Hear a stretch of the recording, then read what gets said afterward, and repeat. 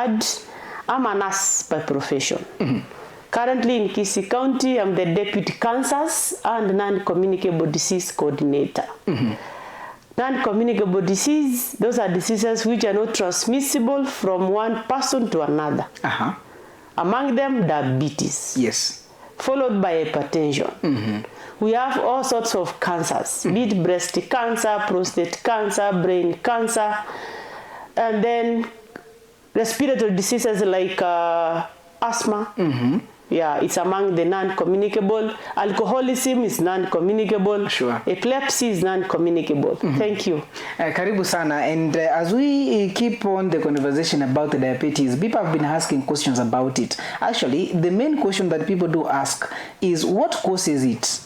And how does it, it's something that is known as to be a chronic disease, and sometimes maybe some people don't understand how it starts with them. Na unapata mtu ashaugua, by the moment anakuja kurealize, already it has moved maybe to some stages. So maybe if you can explain what the diabetes is, and probably if there is a cause of it, you can let our viewers know, and also for those who have been asking questions to understand more about it. Thank you, Nyakundi. For today, I'm going to use the simplest language. Because everyone nowadays goes to Google. You can read about diabetes, at the end of it you don't understand what is it. You get more confused.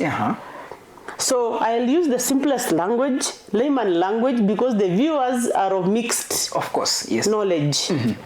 In simpler term, diabetes is when the sugar level is higher in the blood.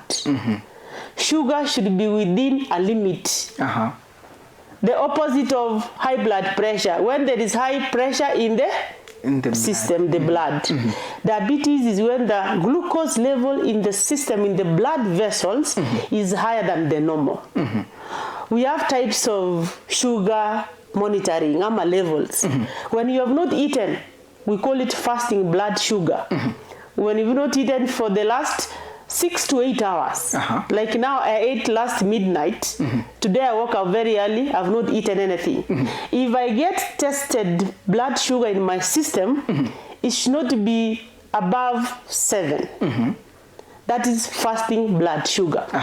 But if I've eaten mukate, jam, blue band, or soda, then I get tested that sugar, it should be higher because food has been digested, and the outcome production of food is sugar.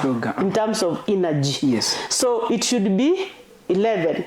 If it exceeds 11, I will query you that you have diabetes. If the fasting I said should not exceed 7, goes to 8 to 9, I'll query you that you have diabetes. I'll do the next test, which is called glycated hemoglobin. Glycated hemoglobin is a test of blood we use from the vein here. We take to the lab. It is run in the machine. It will show how sugar has been in the blood for the last 3 months.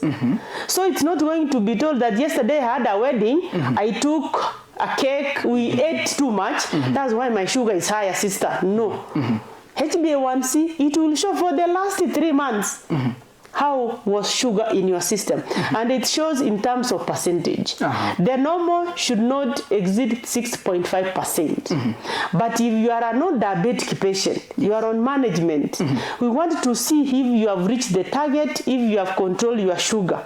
It will be around 7.5 and below. But if it's an elderly person around 70 to 80 years, HbA1c of 8% is okay. You pat that patient, you tell him continue, you are doing good. But if your HbA1c is above 1410, you have not controlled your sugar well. Still, the patient can deny. That machine has not done well. We have what we call OGTT, oral glucose tolerance test. Oral means through the mouth, glucose means something sugary, and then we'll see how your body will tolerate that up influx of that sugar. So mtu unakuja, you come to the clinic, I give you a sachet which is concentrated of sugar. It can be a 50% sachet or 75. When I take it, you instruct that patient not to walk. When you walk, you accelerate catabolism. So you get seated. After 2 hours, if it is now exactly 8:27, yes, after 2 hours, you measure that sugar. Yeah. If it exceeds 11.1%, it means you have diabetes. We are not discussing anymore. Yeah. So people need to know the value and why is the sugar now high. Why patient X, the sugar is 4. Why patient Y, the sugar is 20. I'll explain. The sugar, after you've eaten, yes, I use a sample when I teach my students. Yes. Using 5 items.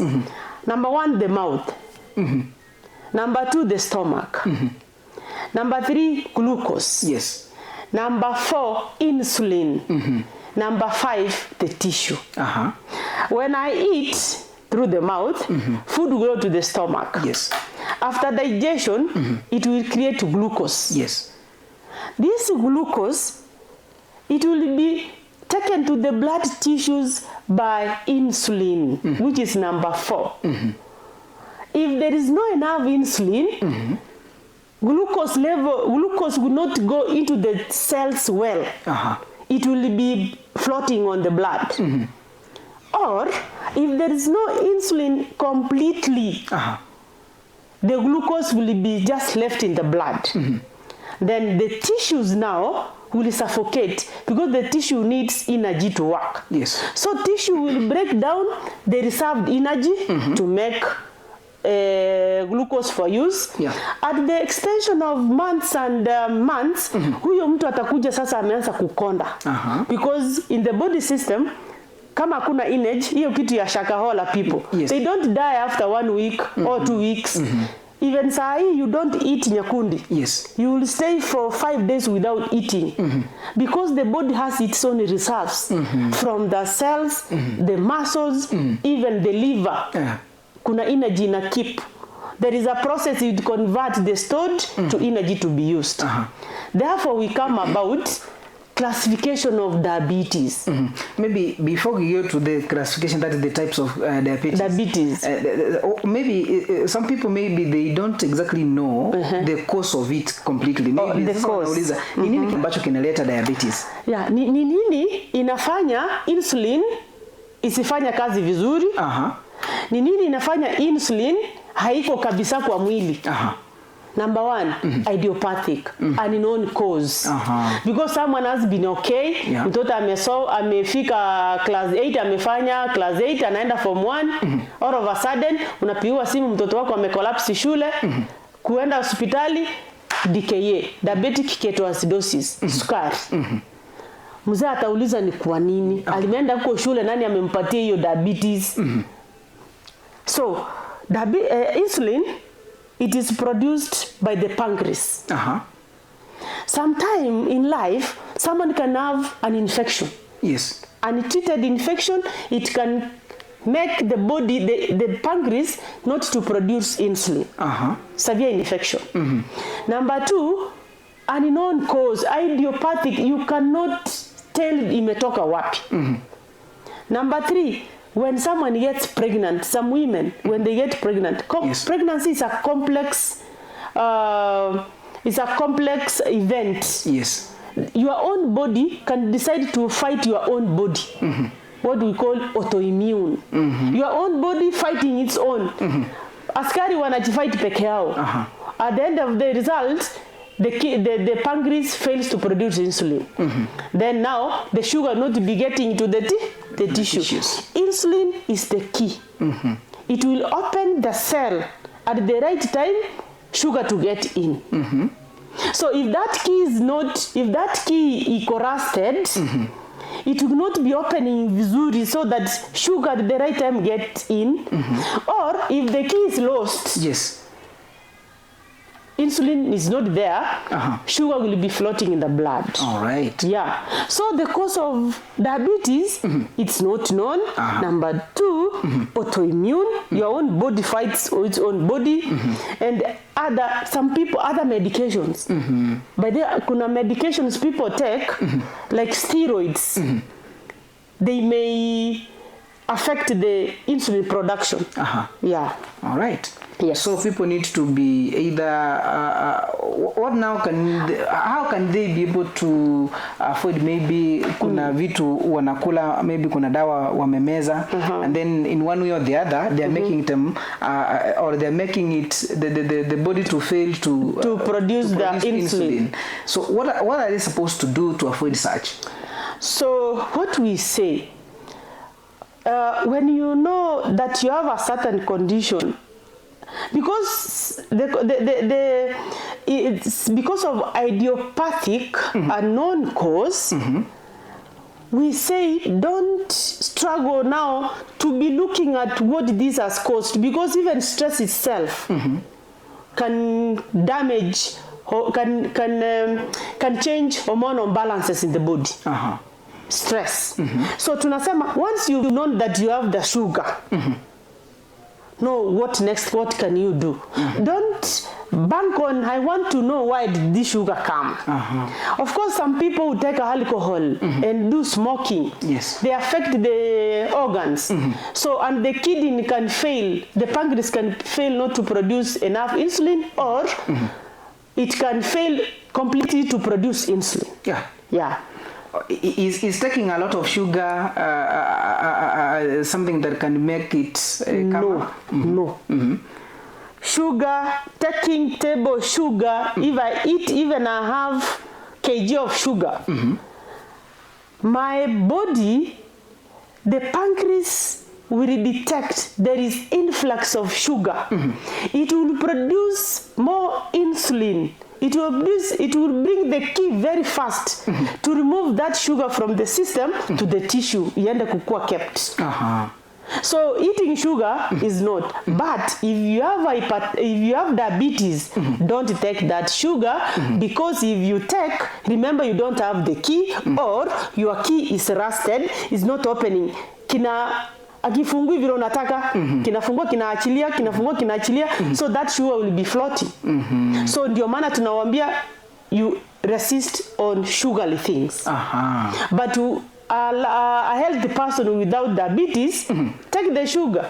There is no direct relationship between consuming high amount of sugar in producing diabetes. There's no relationship. All right. But if you have, don't take. Because I've told you, you don't have insulin. Or your insulin is slow. Not enough. Yeah.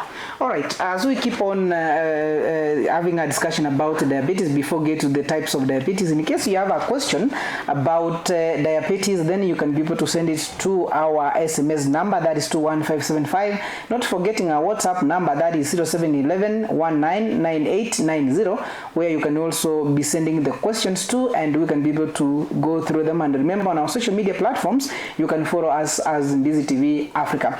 Daktari, as we move on, now there is people do say that there is diabetes for the old, diabetes for the young, and also kuna, for example, mtoto amesaliwa ni miezi 6, then anakuwa tested in diabetes. So what happens? Maybe you can unwrap now the types of diabetes. Okay. Yes. So types of diabetes are classified according to etiology. Etiology is the cause. Yes. So if there is no insulin production, yes, that person has type 1 diabetes. There is no insulin production. The 6-month-old child, maybe amekuwa na infection. Yes. The pancreas has been affected. Yes. So the islets of Langerhans are not producing any insulin. That baby of mine will be given artificial insulin. Her body is not, or his body is not producing it. Yeah. She will be given another key. Kenya anakuwa kijinject, mama atakuwa kiminject daily. Till her lifetime. So that is type 1 diabetes, whereby there is no production of insulin. Completely. Type 2 diabetes, and type 1 diabetes affects the young and up to 30 to 35 years. And type 1 diabetes will never change to type 2. And equally, type 2 diabetes will never change to type 1. So tumemaliza na type 1. Yes. There is no insulin production. The person will be given artificial insulin. Ile ya sindano yenye anajidunga. Yes. Asipojidunga, what will happen? Sugar will be floating. He has no key to open the cells. Type 2 diabetes. You've reached 35 years, 40 years. You are felt unwell. You drink a lot of water. You run to the toilet to susu very fast. You come back to sitting room. You feel hungry. You go to the fridge. You eat. Then after some few minutes, you want to drink water again. When you go and tested, you get your blood sugars. That is type 2 diabetes. What does it mean? Yes. It means there is insulin, but it is resisting glucose uptake to the cell. It's not opening well. So it sometimes opens, sugar gets into the cells, sometimes does not open, sugar remains in the blood. So it is not producing enough insulin to manage the sugar level. That's type 2 diabetes. We have gestational diabetes. Yes. I'm okay. I've gotten pregnant, maybe the first pregnancy or the second pregnancy. Nimefika miezi 6. Ninaenda clinic. But vile najisikia naambia daktari, siku hizi ninachoka sana. Ni kama ninaona moshi, blood vision. And I eat a lot still, but I feel hungry. Is it because of the baby is growing? When the lady is tested of glucose, it is higher. We call it diabetes, gestational diabetes. Yes. Diabetes during pregnancy. It was not there. But imekuja wakati wa mimba. Yes. Nimesema pregnancy, it's a complex mechanism. The body, the hormones can be getting balanced, or the body can view the pregnancy as an enemy. And in the process of fighting that enemy, autoimmune, it affects the pancreas. The pancreas will not produce insulin. So insulin is there, but not enough. But we don't say it's type 2. Remember gestational diabetes, after delivery, if it is taken very well, it will end. So it's something that it will end comes during pregnancy and after, ends. If there's somebody is taking care of it, will just disappear. Yeah. After delivered. Vile amezaa tu hivi, after 2 months, close monitoring, the sugar level will be okay. And that lady will not be put on drugs that diabetes. But this is a risk lady in life. We'll be giving her education that every year big screened about diabetes. Because there is a likelihood also the body reminding itself the insulin in some time can misbehave in later in life. So this is the person we say, Alice, you continue screening yourself to keep weight. Azuie hypertension.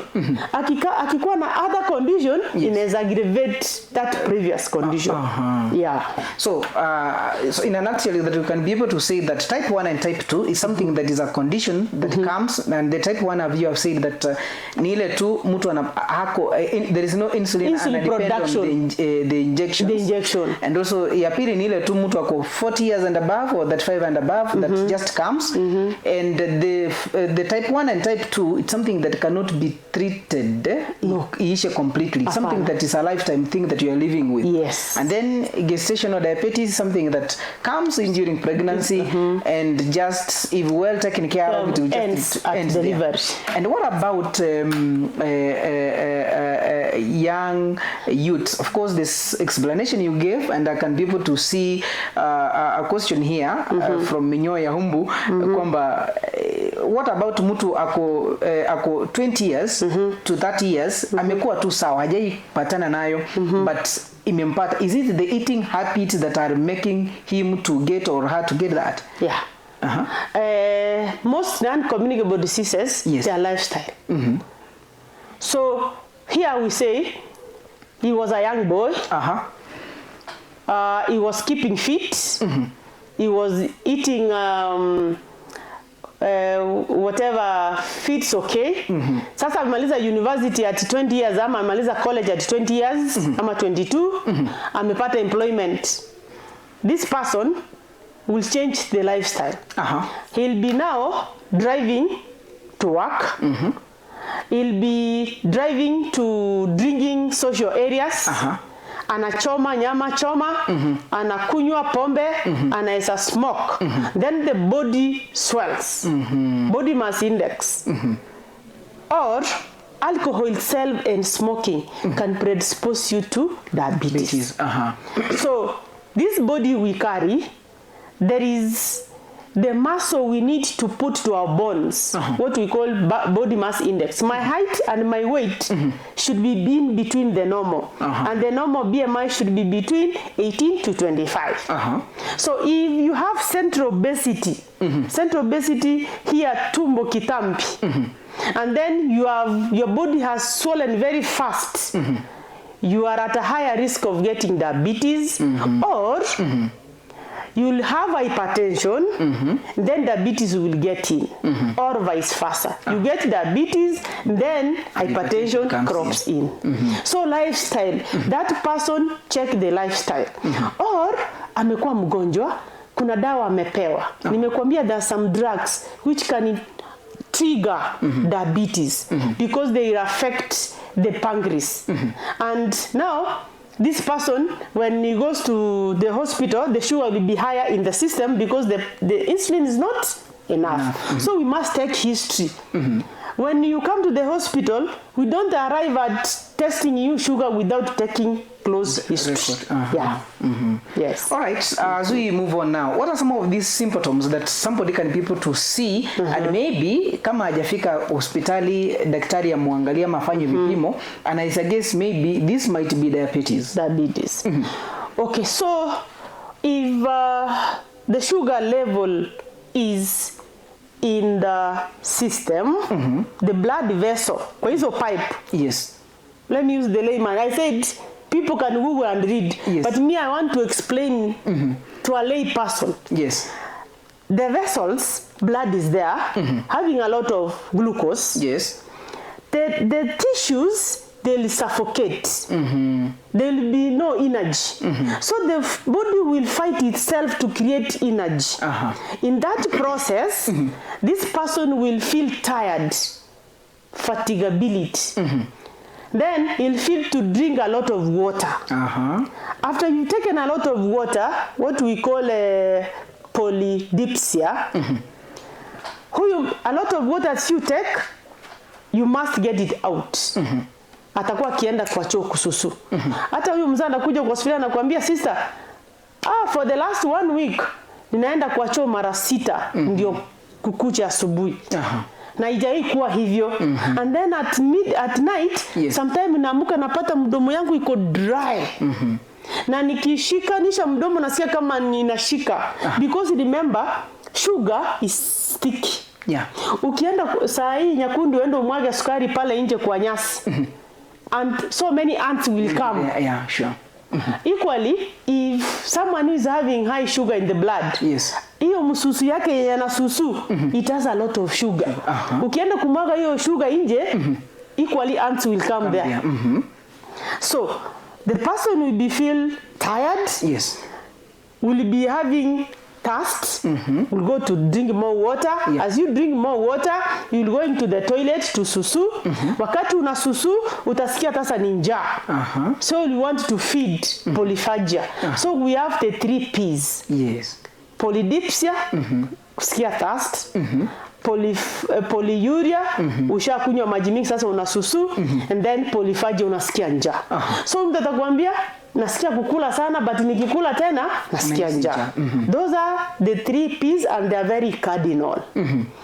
And then fatigability comes because your cells, they need energy which is not there because the blood is where the glucose which you need to work on it iko wapi? Kwa damu. Na hiyo glucose kwa damu ikusaidii. You know, it needs to go to the tissues. And then someone who is keen atakwambia sionangi mbali. Kwa sababu ya nini? Blood vessels to the eye, they are getting up, yani zina reduce in size. Tunasemanga retinopathy. The retina of the eye is not getting good blood supply. It's a corrosive. So nerves za macho hazipati enough good blood supply, they start shrinking na mtu aoni. So atakwambia sioni kwa rama taturi kwa kikisi. I see blood vision. Yes. Yeah. And maybe you have said about the blood vision, and sometimes kuna watu sema okay, kuna watu sema kwamba wale watu ambao tunavaa miwani, sometimes we might be having a problem with them, maybe diabetes, but maybe being tested it's not coming through. Can that be a problem, or no. Of course we do have different eye problems? No, kuna different eye problems. And in fact eye problem becomes as a complication. Someone can be having blood sugar and assume. Yes. She assumes the signs and symptoms. So it goes even 5 months, 6 months, 1 year. So now the complications come, which is the retinopathy part of it. Yes. The eye. And you can be blind. Yeah, diabetes has gone as a bad complication of blindness to a person. Yeah. Yes. But wearing your glasses, no. Yeah. And then another maybe question on the symptoms. Can it make people to be numb, ama ile mtu unasikia kwamba umekofa ganzi one part of the body completely, either you cannot hold something, you cannot walk properly, can it be the cause of a symptom of diabetes? Yeah, it can. It can be a symptom. We call it neuropathy. Neuropathy is the damage of nerves. If glucose iko kwa blood, yes, there will be obstruction to the endings, like the lower feet, yes, and the upper limbs kwa vidole. So asubuhi mama ama usiku mtu anasikia kama anawashwa moto. There is a lot of heat, not with the body but the feet. Baka afunikangi blanketi. Amefunika kwingine lakini miguu amewekelea kwenda nje. Kwa sababu ya hiyo neuropathies. The nerves, they have been damaged.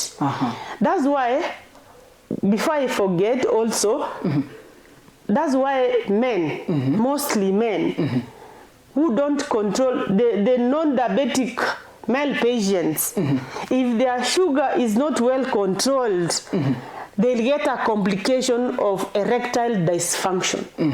Because the penile is supplied with blood. If that blood is thick, yes, because of the sugar, then the nerves will die. So the man will be having issues with the sustainability of erectile, or the man will be having low mood for sex. And that's why we tell the patients, when they come for clinics, yes, they come with the partner. Because we'll take a special time to explain the woman why this condition may bring 1, 2, 3, and why this woman should come in handy to support this man. So the numbness also, when the nerves are dead, you get someone who will step on a thorn, or someone who will step on a burning makaa, na aski. Mama yako anapika jikoni, amekanyaga moto, lakini aski.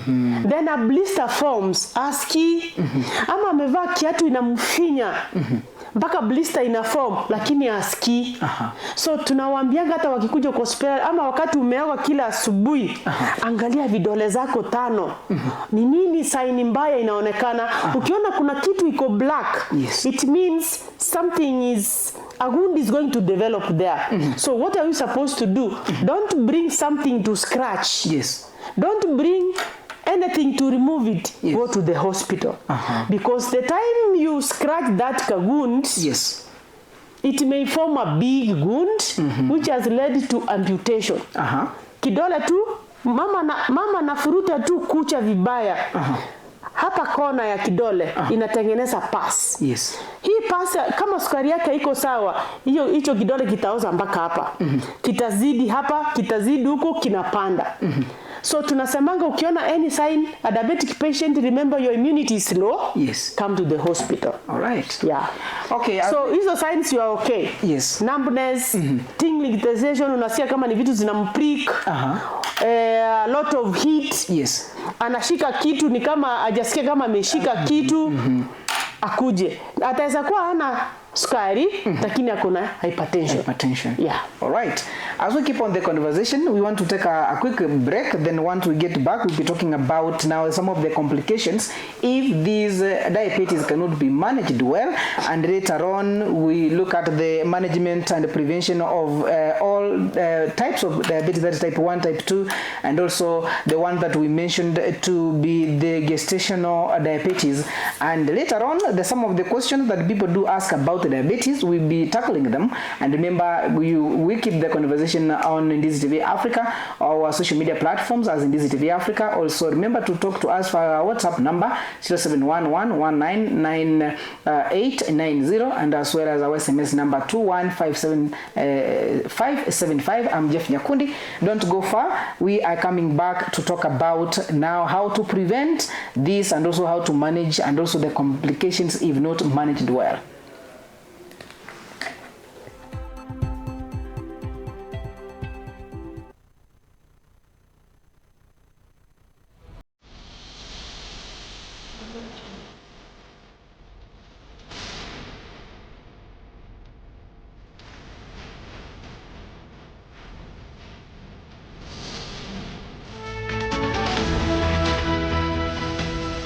Unatazama Ndizi TV Africa.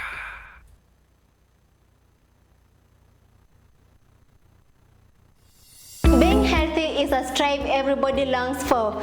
Human beings will spend their time online searching remedies for conditions challenging them. Some will go to medical facilities seeking medical help, while others will use herbal means to keep their health hazards. I am Chemutai Kirui, and every week on Afya Yetu, we open the doors for life-changing conversations from wellness and nutrition, preventing diseases, managing chronic illnesses, and even mental health.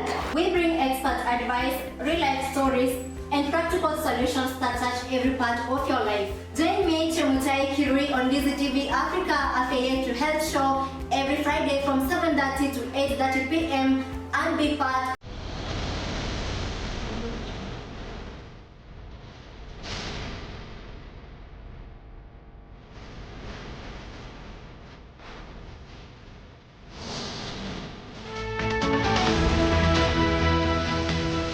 Unatazama Ndizi TV Africa.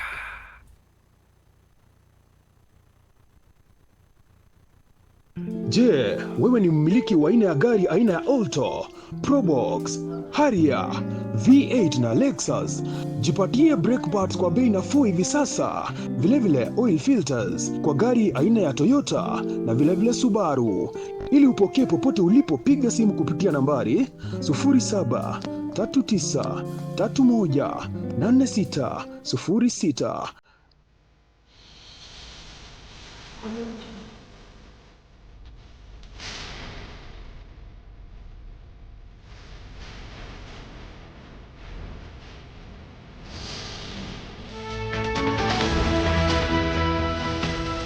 Unatazama Ndizi TV Africa.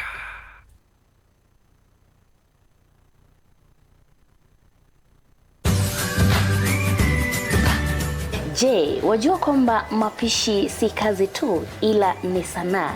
Njoo tujifunze mapishi mapya katika runinga ya Ndizi TV Africa.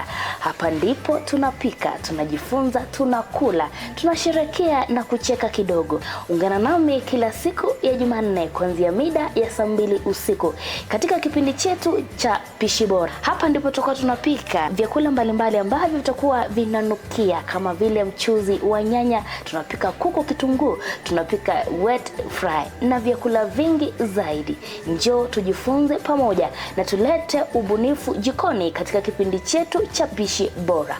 Ungana nami Ronelfa katika kipindi cha Pishi Bora, tulete ubunifu jikoni.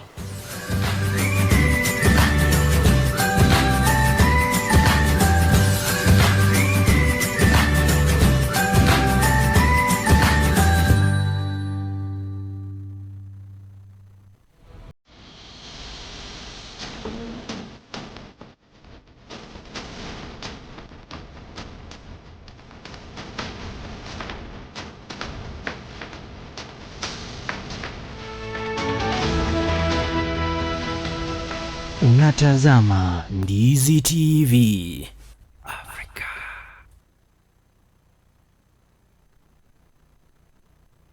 Mteja mpendwa, ni wakati sasa wa kujinyakulia aina ya flash disk kuanzia 8GB, 16GB na vilevile 32GB.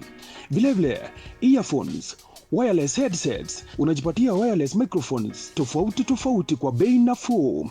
Yale ambayo unafaa kuyafanya hivi sasa ni kwamba unapiga simu kupitia nambari 0739318606. Yote unayapata kwa bei nafuu popote ulipo.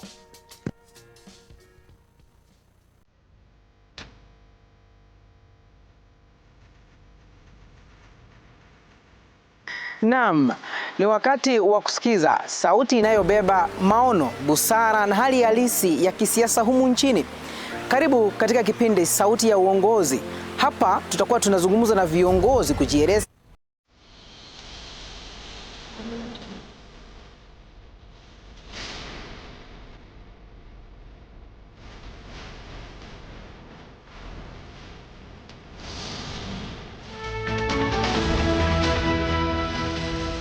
Unatazama Ndizi TV Afrika.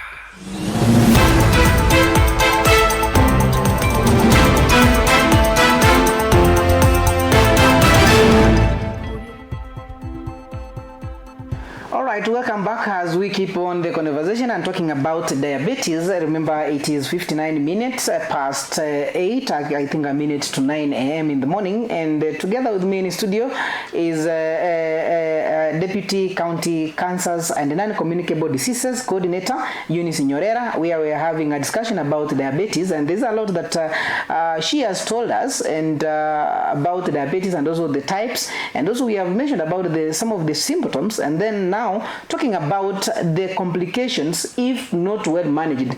If not well managed, this diabetes, Madam NYORERA, how can it be some of the complications that might be happening if this diabetes is not well managed? Oh, thank you, Jeff. So we've had someone is lacking the key. Yes.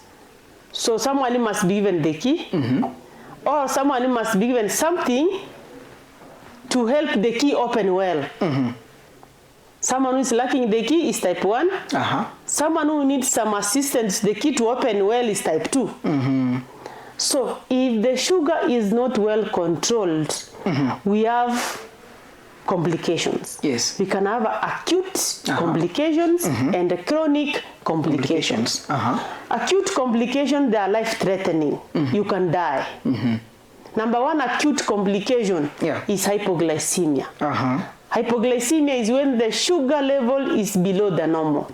I hope you remember the normal, fasting, random, and HbA1c, my good viewers. Yes. So if the sugar in the blood goes down below the normal, that person is likely to die because the brain will lack oxygen and other parts of the body will lack oxygen. Yes. And that person, that's why you get a diabetic lady did not open the door in the morning. Yes. When the grandchild went to knock, nobody was opening. That lady died early in the morning, to 6 a.m., to 5 a.m. because of hypoglycemia. Na ni kwa nini hypoglycemia? Number one, it can be someone anakunywa dose kubwa than yenye ako supposed to kukunywa. If you are told to take to inject yourself 10 international units, Yes. and you make a mistake, you inject yourself 16 international unit, it means the sugar from the system will be taken to the tissues very fast, you remain with nothing. Hypo. Or you are sick, there is an infection. Or there is an infection. So hypoglycemia is an acute complication of diabetes and is life-threatening, and people need to know the 4 cardinal signs of hypoglycemia. Number 1, sweating. Number 2, blood vision. Number 3, palpitations.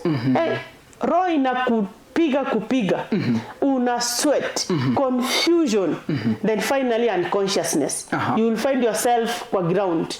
In the family setup, if you know your mother is a diabetic, your father is a diabetic, and you are from work and you found her lifeless, but when you feel there is some heat, very fast, prepare a sugary drink. Don't call your brother who is in Nairobi to send an ambulance, ama to send for a taxi to carry your mother from the house to the hospital.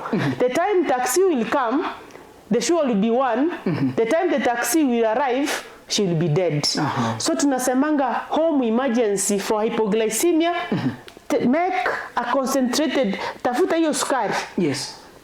Ikoroge, ikae thick, mweke hata kwa ulimi, itaabsorbiwa. Ataanza kuangalia kama mtu mwenye anatoka kwa usingizi. She realizes she's somewhere. And therefore we say a diabetic patient should work with an hypo kit. Hypo kit ni kitu kwa bag. My own bag, this bag, I should be carrying some sweets in here. I should be carrying sugar. Nimeweka kasukari kwa karatasi, nimefunga iko hapa.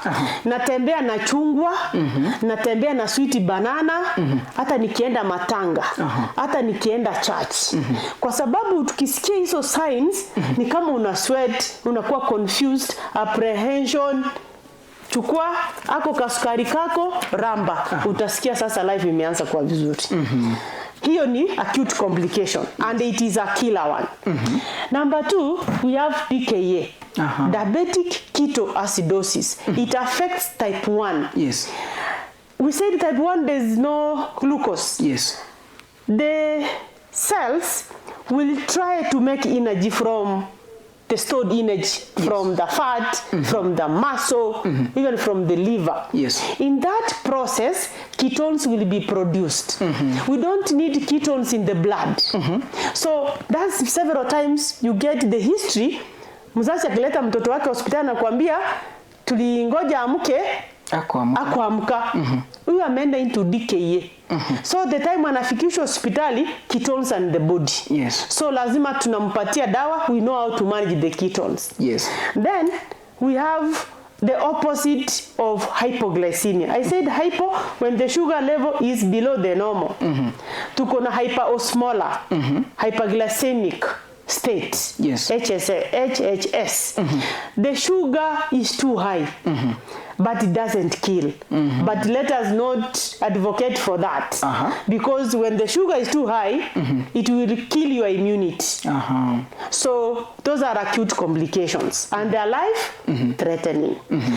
The chronic complications, kuna zenye zina affect large vessels, what we say macrovascular complications, na kuna zenye zina affect small vessels, we call microvascular.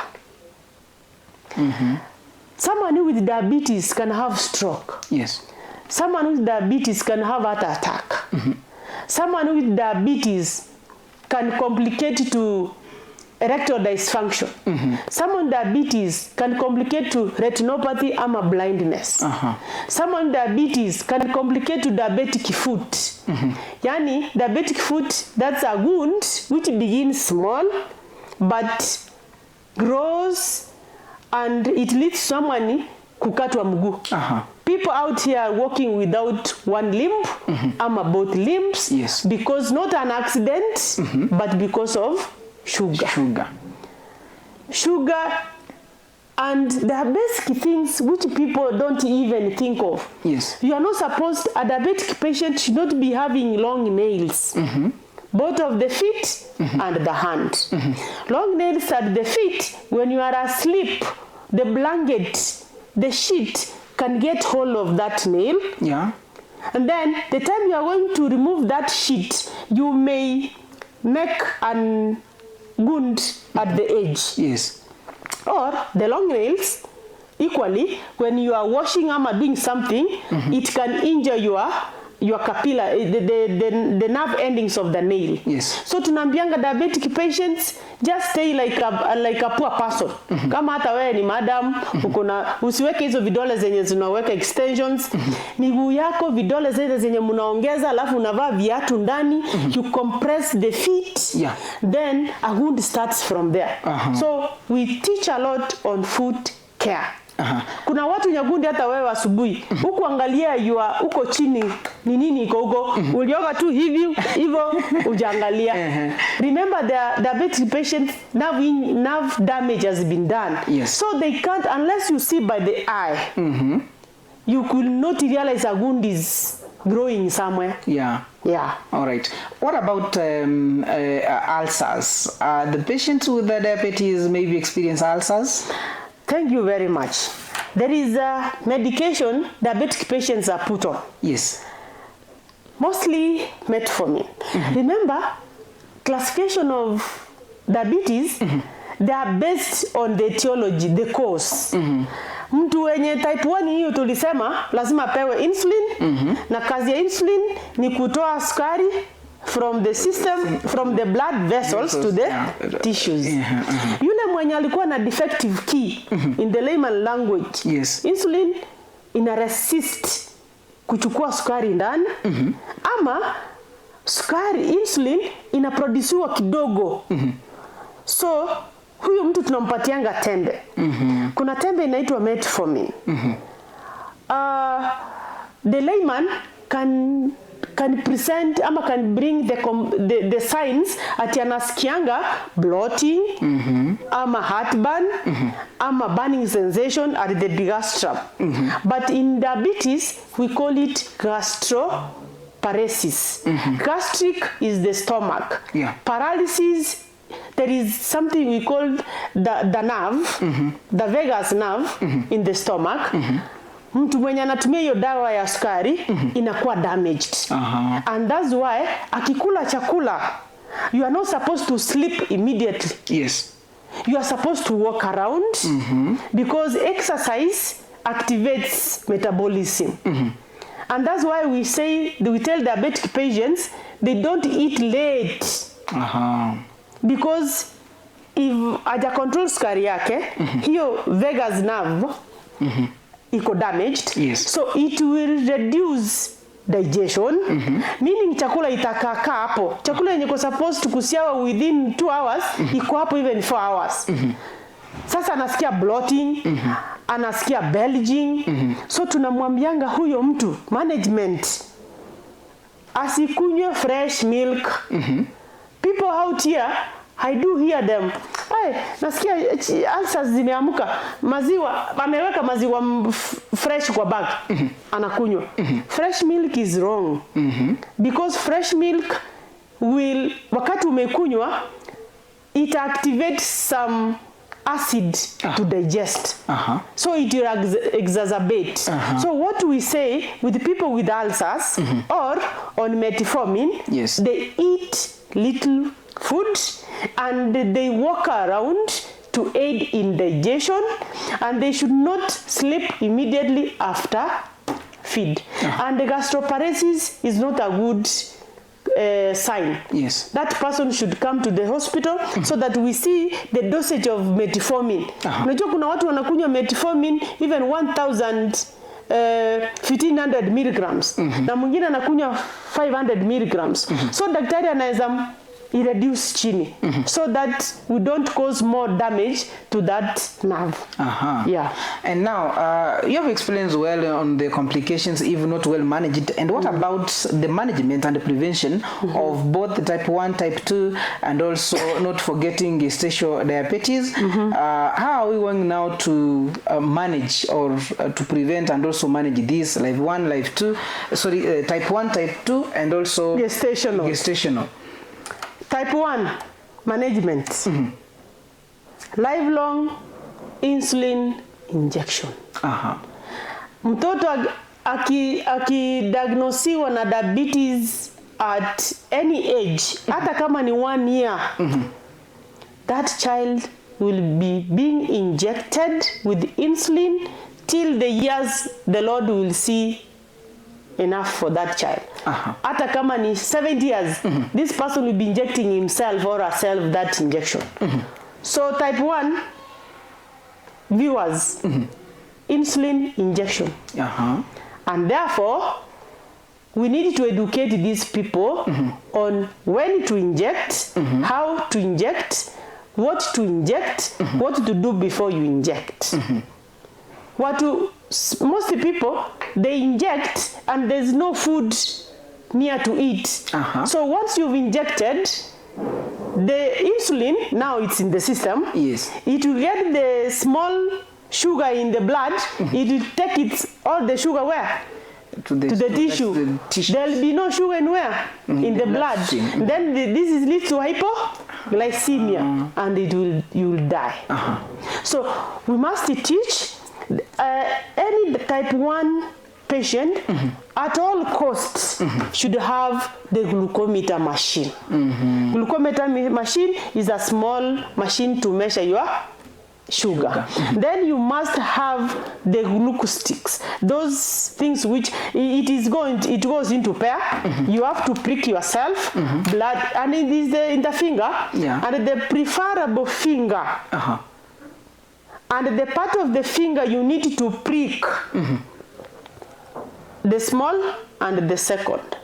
Usiprick hapa. Hizi kila pahali ziko kazi. Hizi zingine ziko rested. And don't prick anywhere but at the tip.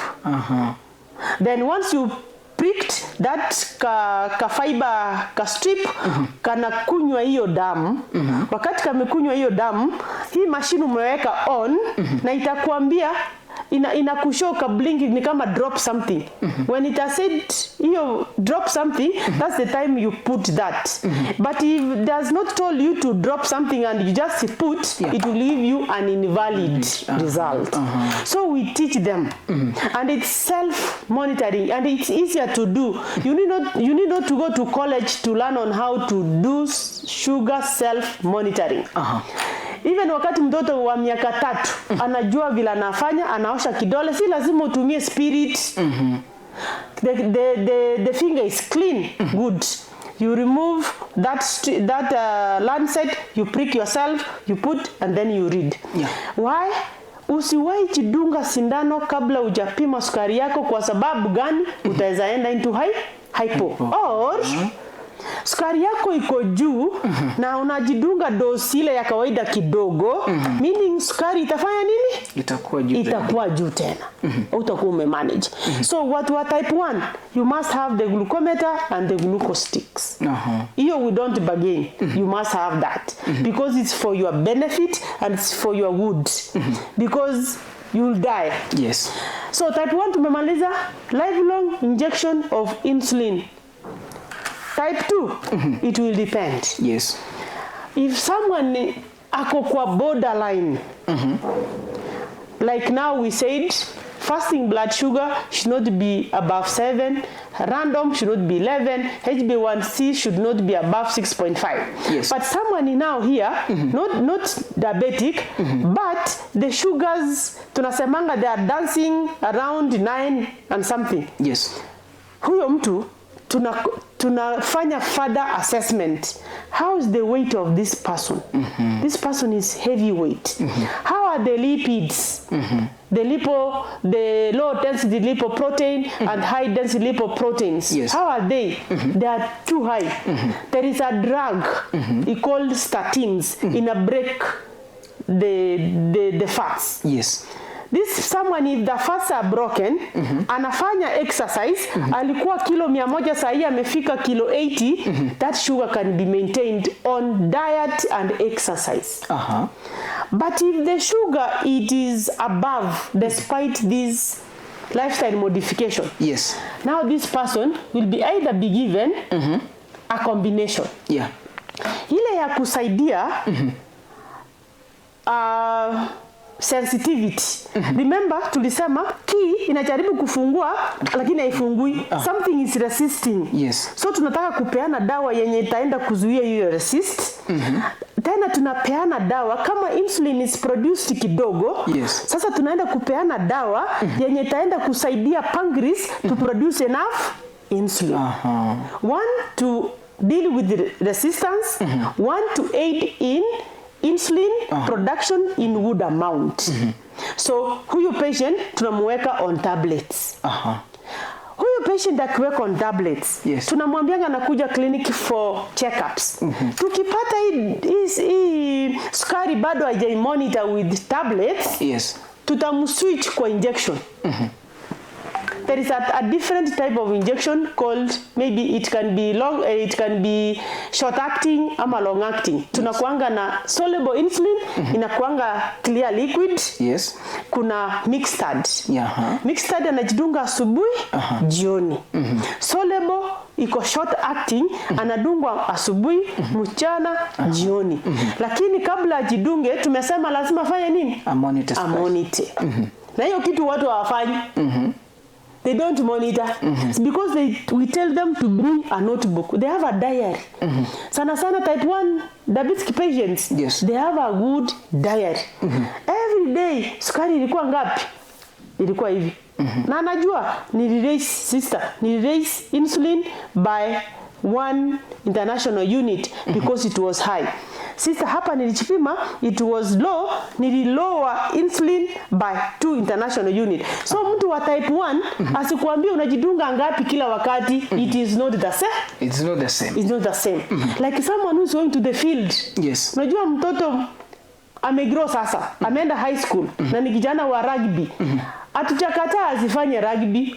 Lakini before aende rugby, ajipime sukari iko ngapi? Akicheza rugby kitu 15 to 20 minutes, arudi ajipime because exercise inafanya nini?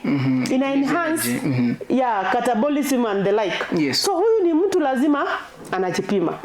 Any diabetic patient yuko limited to do 1 2 3 provided is able to listen to himself how the body is communicating. It's like a driver who is driving a vehicle. Anaelewa hii gari yake imebehave vibaya, haijapanda hii mlima ya Nyansongo vizuri. There's something wrong. Equally mtu wa diabetes anajisikia wakati sukari iko chini na anakuambia wakati sukari iko juu. Yeah. All right. As we keep moving, I think we are almost wrapping it up, and maybe some of the questions that you have sent, I will be looking at them, trying to check on my gadget here to ensure that I get them. But the mostly commonly asked questions, that is to our that is the everyday life question that people do ask, is that can I live a normal life with diabetes? Exactly. I've already talked about. Of course. Yeah. And can stress affect my blood sugar? Yes. Because of hormones. When you get stressed, yes, the brain will produce some hormones, some serotonin or dopamine. They will affect your blood sugar because each and every part of the body, they work in tandem, they work seamlessly. The kidney stressing hormone will affect, the pancreas will be affected. So stress, na hiyo stress ndio imeua watu wengi. Mtu anakuambia kwa nini nakaa na diabetes saa hii, mtoto wangu amepata kazi 3 months ago, shopping tu ndio ameleta saa hii sukari na kila kitu, na sasa sisi tunaniambia nisichukue sukari. Hiyo stress, hiyo hatutaki. Tunamwambia diabetes is a manageable condition. But you must be disciplined. kama unaenda kwa weddings usikule ile keki kubwa. Mtu anakula keki. Remember wewe unanga ile kitu ya kuchukua nini? Sukari kwa. Wewe kumbuka shida yako. As others are dining left right, wewe jijue tu, because usiende kukula sana. Alafu ukae na complications mbele. Yeah, so the self-discipline. And of course another question is about, can children get diabetes? Of course you answered it. And another one I saw here, which was a common asked, was about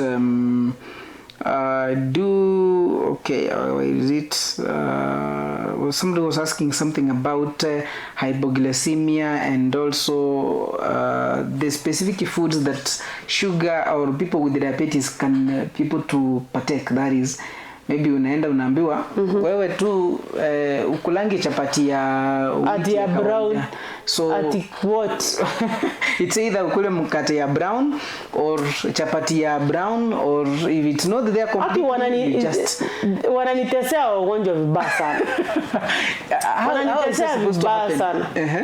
Food, yes, kuna classification of food: high glycemic index, yes, and low glycemic index.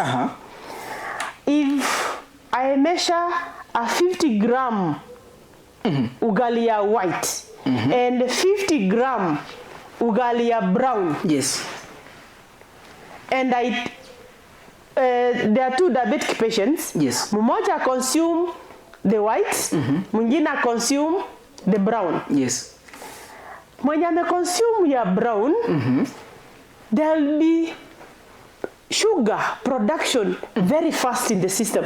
It's easily metabolized.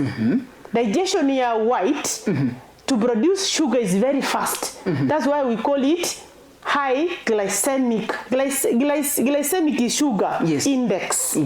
But ugali ya brown, digestion yake iko slow. But at the end of it, it will produce the same energy the white has produced, but at a longer time. That's why people wanapenda hiyo, si ati haina sukari, iko nayo, but iko na low glycemic index. So what do we say in the layman language? Yes. Tunasema hivi: usibawe chakula kwa mtu wa sukari. Na nisisikie mtu akishout tumepigia mami ugali yake. Nisisikie hiyo story. Pika chakula, leta kwa meza, bring the food. Yes. Vegetables in this bowl, ugali in this bowl, maziwa ama avocado. The diabetic patient, yes, the disciplined one, will take energy source equivalent to the fist of his hand. So Nyakundi, ebu, I see your fist. Hiyo ndio ugali ya diabetic. Kama wewe uko diabetic, at sitting like this, yes, that is ugali una serve, and you are done. You are done with it. Usiteseke ni brown, usiteseke ni yellow maize, usiteseke ni chapati, what? As you take a higher glycemic index food, the rate of sugar to be produced within short hours in the blood is higher, and that's what we don't want. But soda, yes, a diabetic patient, if he takes soda, just have a glass, sugar will be 30. It will be produced immediately, and that's why we say don't.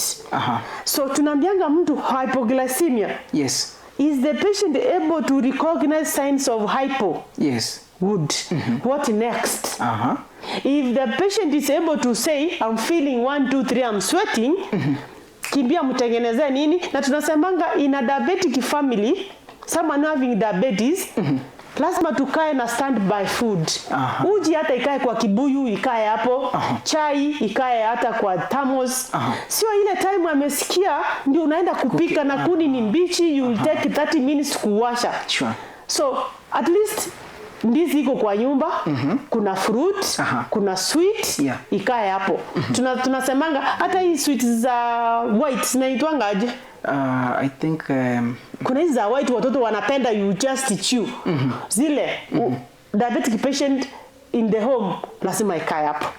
Na familia kila mtu ajue mtu akikuwa na sukari iko chini, how does she behave? Hata kama ni a grandchild who is 5 years, is able to go and bring that porridge, akuwekee huku, ukunywe. But if you are unconscious, you cannot able to drink, alete sukari, akuwekee kwa ulimi, itaingia, itakusaidia as you call for help, afike wapi? Hospital. And in any case, hospital hakuna kitu tunafanya, there's no miracle. We just push a little sugar to the system. After we don't even push, we tell you to take sugar lithium to rectify the hypo. Yeah. All right. I don't know whether there's more further questions, maybe to check on the questions zile ambazo zimetumwa hapa. I think most of the questions you have just answered. For example, my director has some questions on the other end. Maybe you can be able to project it, if you can be able to see it on our end. If it's ready, all right. The question is here. Can diabetes Junior Aunza is asking, can diabetes be cured as in, can it be fully treated? Yes. No. Diabetes is not cured. Diabetes is controlled. So when you take the medication or when you take the precautions, you maintain the sugar at the required amount. You control it. And remember the one I said, glycated sugar, the HbA1c, it is a control measure. Yani we want to see this person who has been on diabetes and I control vizuri kweli. So tukasema it shows the sugar level in the system for the last 3 months. So if it is less 7.5, we say this person has reached the target, continue doing it.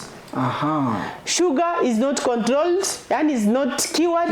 Like vile watu walienda Loriondo, wakaenda wakakunywa kikombe, they came back, they got complications, they died. Yeah. And maybe another one I saw here, should somebody with diabetes entitled to do exercises? Yes. Exercise is the best, but the best exercise we say, not intense. And the best exercise is brisk walking. Research has been done, 150 minutes every week. You walk. And when we say we walk in Nyakundi, don't start walking. When you get Jared, your friend, you stop and talk the whole day. Habari ya nini? Ya one term, ya two term. That's not walking. Momentum.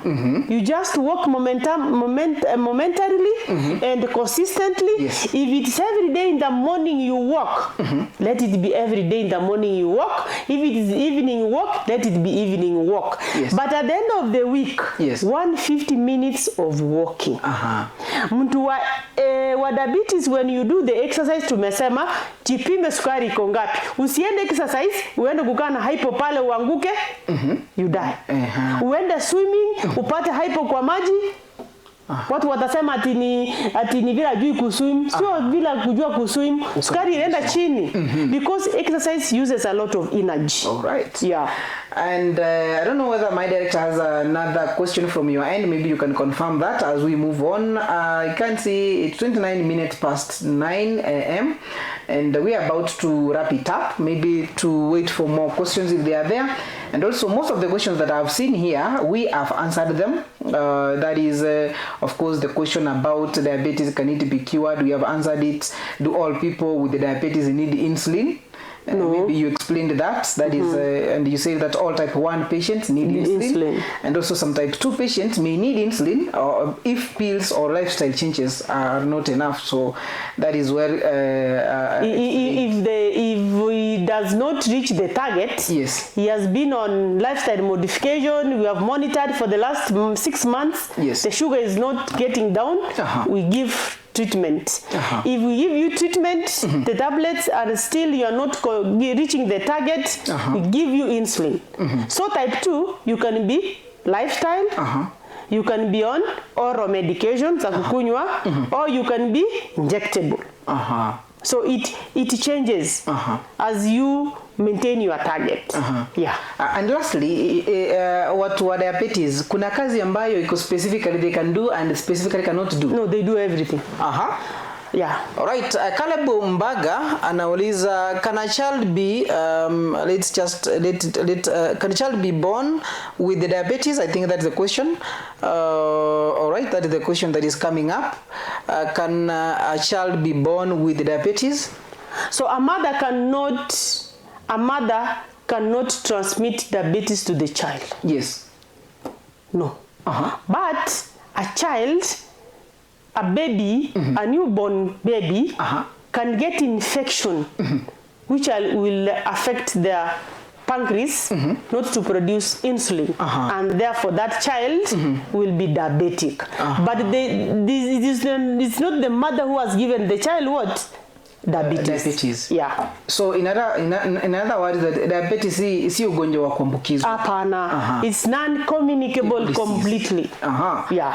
All right. I think that is it for this morning. I want to give Daktari nafasi is to give her last sentiment as we wrap it up for today morning Mingle discussion. We are talking about that is being aware about the diabetes and also managing it. So some minutes maybe you can be able to give your last segment. So Chef, yes, today I'm here the courtesy of World Diabetic Awareness, World Diabetic Day. It's going to be celebrated on 14th, which is Friday. Yes. The whole world, 14th November, it celebrates diabetes.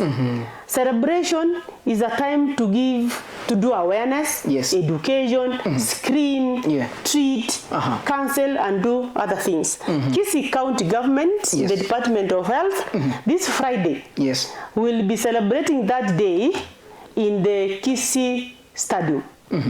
So all viewers, inform your relatives to come to Kisii Stadium on Friday from 7:30 a.m. till 5 p.m. Yes. We'll be doing screening, BMI, body mass index. Yes. We'll be doing diabetes screening, hypertension, eye checkups will be done, and any complaint the public may bring, because we'll be having doctors, nurses, nutritionists. In fact, Nyakundi, I don't like getting out of this station without saying this word. The Ministry of Health, both nationally and the county, when they employ human resource, please let them employ more nutritionists than even doctors. I'm here to be thrown stones. Why? Nutritionists, they prevent so many conditions, not even diabetes. Let us reverse the understanding of health in terms of prevention than cure. Remember, doctors now here have come to cure. We want to prevent. We don't want to cure. Curing is also expensive. So if people are being employed in the Ministry of Health, please, nutritionists to be the forefront. All right. So on Friday, I'm welcoming each and everyone to Kisii Stadium to celebrate that day. Even if you are diabetic, come kwa ushauri. If you are not, if you see your body is big, come we discuss on how you reduce that body weight of yours. Come get education on why you should be going to the hospital every year to be tested your lipids. Cholesterol level in the blood system is bad. It will risk for hypertension, diabetes, and other conditions. Finally, Kenya Progressive Nurses Association, KPNA, it is also having a camp from today to Friday at Getembe Dispensary. Getembe iko hapo Nyanjwa. So they'll be screening prostate cancer, cervical cancer, breast cancer.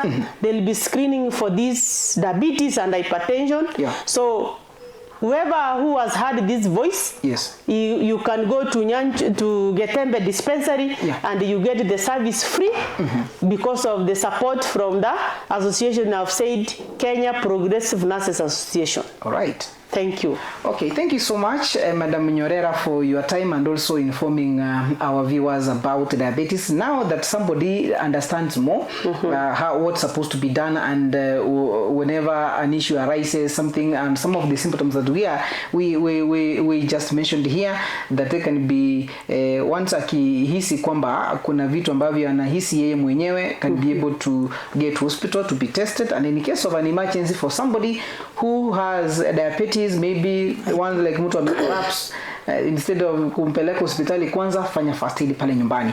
And thank you so much for your time, and that is where we wrap it up. Until next time, whenever we find time again, we can be able to have the conversation about the non-communicable diseases here and there, because that's something that is making people nowadays, most of people are in hospitals of the same. And that is where we wrap it up. My name is Jeff Nyakundi. I have been with EUNICE NYORERA from the county cancers and also non-communicable diseases, and as well as my director has been Lucas Uma. I thank you so much. Let's meet at 1 p.m. for Mpasho wa Sasaba as we have a look on what is happening, and maybe mention of what is going on. The president has started off the tour of 4 days to Eastern region, popularly known as Ukambani, the political stronghold of Wiper Party, Kalonzo Musyoka, and Ruto begins his visit in Makueni County, where he is expected to launch key development projects. Residents remain hopeful he will deliver on promises made during the previous visits. So that is some of the stories that we'll be working on to ensure that we will get informed. Thank you so much, and have a lovely day. Bye-bye.